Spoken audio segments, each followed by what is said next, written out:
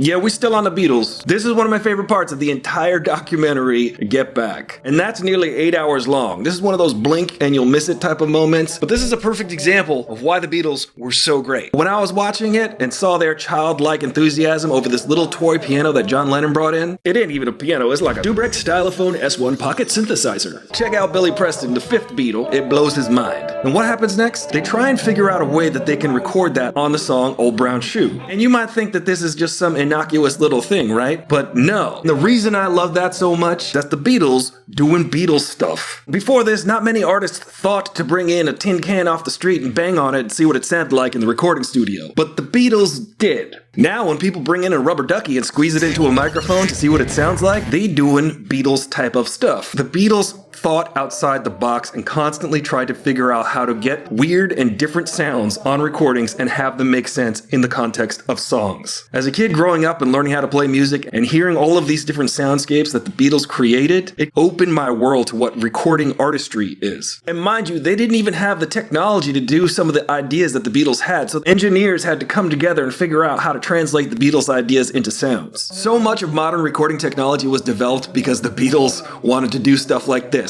Record weird-sounding toys. Make no mistake, the Beatles were recording artists. Like this video if you like the Beatles and like this video if you don't. Follow for more. That's the Beatles right there.